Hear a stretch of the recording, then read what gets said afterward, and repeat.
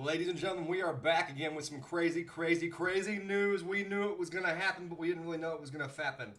I don't know what that means, but guys, this is an emergency situation right now. All hands on deck. Put your pants on. Diarrhea pants up. Okay, not really, but you know what I'm saying. Dude, this is crazy. Woke up this morning talking to Digsies. Digsies goes, bro, have you seen the news? I go, no, I'm in bed. Because, Digsies lives on the East Coast. I don't. So anyway, today we received the news that bitch boy Jay Monahan, I shouldn't even call him that, Jay Monahan has decided to fold, throw in the towel.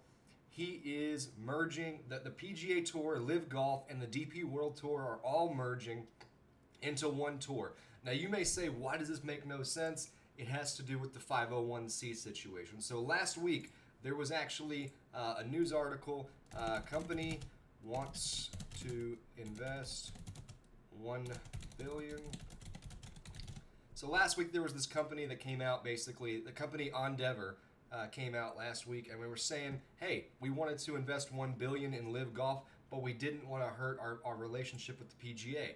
Now that right there, a lot of us saw that news last week and completely glossed over it, didn't think anything of it, and a lot of that shouldn't have happened. We shouldn't have glossed over that. And because that very statement, this very public statement by the Endeavor CEO, which Endeavor, if you don't know, in charge of USC, when they make a statement like that, they basically are saying that, hey, the PGA Tour is actively engaging in antitrust violations, which antitrust is a big deal. It endangers their tax-exempt status, which allows the PGA Tour to exist, and more importantly, just keeps them, from basically freedom to be what they are, which is a tax write-off for every sponsor out there. So this all comes about and creates this big problem immediately. We knew that Mickelson and several other players, especially while they were in D.C., were talking with legislators, talking with certain lawmakers out there, speaking with people from the Justice Department of the United States in relation to antitrust litigation. Now you may ask, well, why didn't Live Golf go against them as far as antitrust litigation in the first place?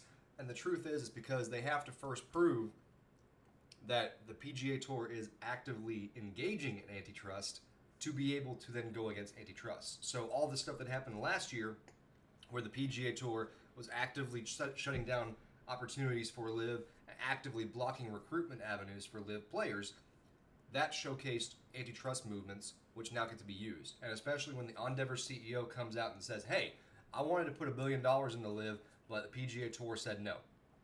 When that kind of stuff happens, that blocks it up. So now we have the letter from Jay Monahan himself to the players, by the way. The players found out, by the way, the exact same time that we did. And this letter went out to them.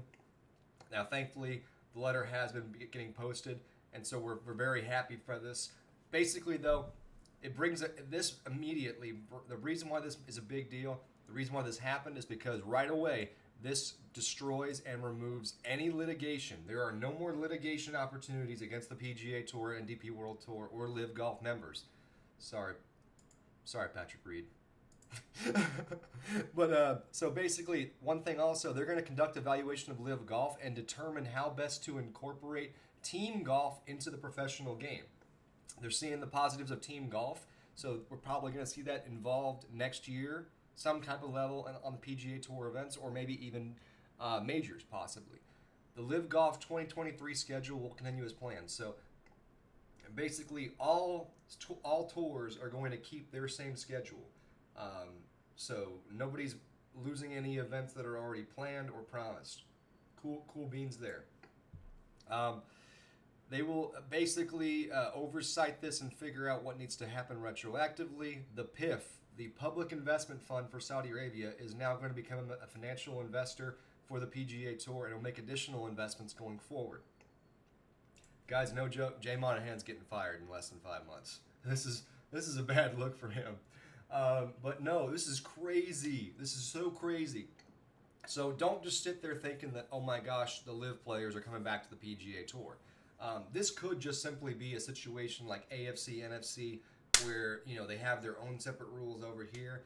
Probably a better example would be American League, National League in baseball, where there are actual different rules and how things go, except for whenever they meet up for the big events.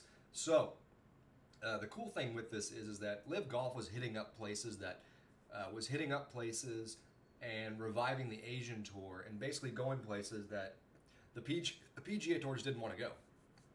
Hopefully, we still have situations where we have weeks where we have all the events lined up back to back to back. The big thing now needs to happen right this moment. Two things need to happen right this moment. One, Heinrich Stenson needs to get reinstigated as the Ryder Cup captain for the European squad. Make it happen. Two, I'm looking at you, USGA. The USGA needs to reach out and give Taylor Gooch his U.S. Open spot. Taylor Gooch needs to have his earned U.S. Open spot right this moment. But guys, there's so much more news to come out of this.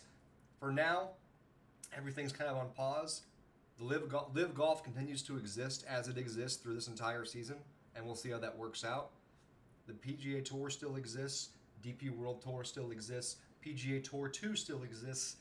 The Korn Ferry Tour still exists. The Asian Tour still exists. We'll see how all of these events play out for the 2024 season, which will be the implementation of the new way of order. Anyway, guys, as always, keep striking them.